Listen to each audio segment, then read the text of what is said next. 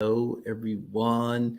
This is Karriem Kanston, the encourager, here to motivate you and inspire you in your life, your career, and your business. I hope that you all are doing awesome and well today, and you are walking in your purpose, walking in your victory, walking into the destiny that has been set forth for you. And so I want to thank you all for taking a look at our newest book, Growing Up Mental, son's story about growing up with two parents with mental illness. We wanted to just really touch on something that we have listed in the book. All right. It's called Transgenerational Trauma.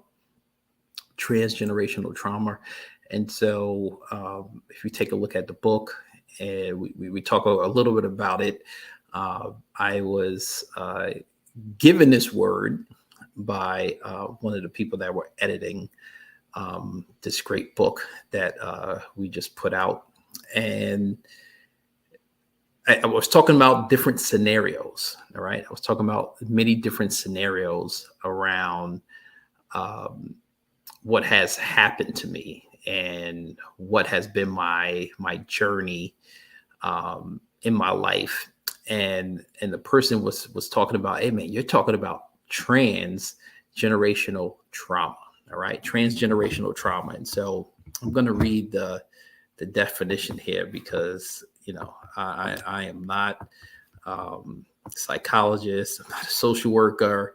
And when this person gave it to me, man, I had to go look this thing up, even though they defined it for me. But transgenerational trauma refers to trauma that passes through generations. The idea is not only can someone experience trauma, they can pass the symptoms and behavior of trauma survival onto their children, who then might further pass these along to the family line. All right. And sometimes they also call it intergenerational trauma. And one of the reasons that I wanted to bring this up, because I have some things in the book. I talk about, being a Black person, a Black man, being, great grandson of people who have came from the South, people who have been enslaved. Still don't even know my background of where we came from in Africa just by DNA tests. But to think about the trauma as we talk about, transgenerational trauma that people face. And I started talking about stories and things that people from my lineage or my background, how to go through in order for me to have a life where we could live free in America, where we could hold our head up high, understand that we are just not a number, we are people. And so when I was talking about stories and information about transgenerational trauma, and this person kind of defined it, I wanted to talk about with people, especially in this book, that sometimes the things that you are being affected by is the things that generation after generation or people have experienced already from your lineage.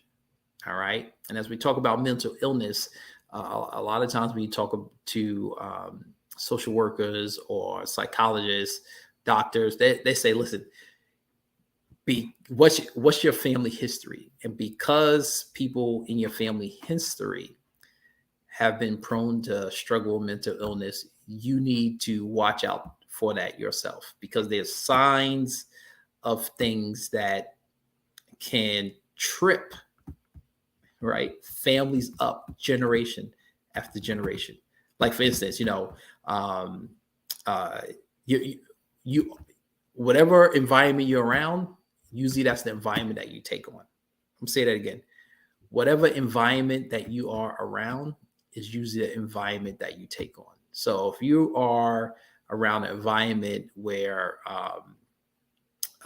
your father, your mother drinks, your father, your mother smokes, right? You will have a propensity probably to do the same thing.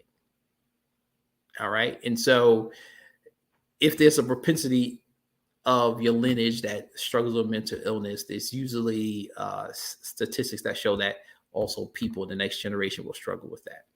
Right now, we talk about, especially I talk about this, bondage breakers, how we are breaking bondage, breaking curses, and I continue to say is that a mental illness will not has been broken. It's not going to impact my generational line, my kids' line, and my great and on. So we got to be bondage breakers, but we also have to know where we've been in order to know how to take care of things. And so in the book, I talk about many stories about my family, about myself, but really, truly trying to open up our thinking, open up our mind into, let's have conversations, y'all. It's true, living here now in the state of North Carolina and seeing 20 minutes away from where I live, a young 15-year-old. I'm gonna just say it, probably lost his mind and decided to kill his brother and kill other people and hurt other people. Right? That is an attack of the enemy to terrorize us, right? To terrorize that young man's mind to thinking that he needs to kill people and then go terrorize other people and injure them and take their life. Right? And so mental illness is real. Now we don't want to, a lot of times we suppress stuff. We don't talk about stuff. And then we see the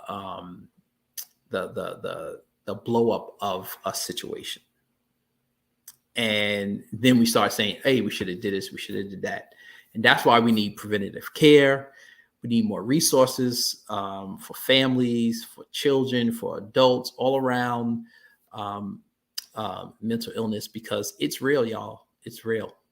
And just like the doctors say, do preventative care, preventative maintenance, come in, get your teeth clean beforehand and things like that, is to prevent trauma.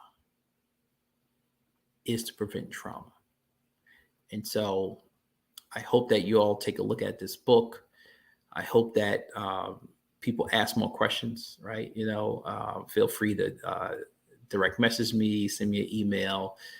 If you have a group that you would like for me to talk to, young person's group, any person's group, let me know. We'll talk. You all be blessed, and pray for folks. All right. Love you all. Peace.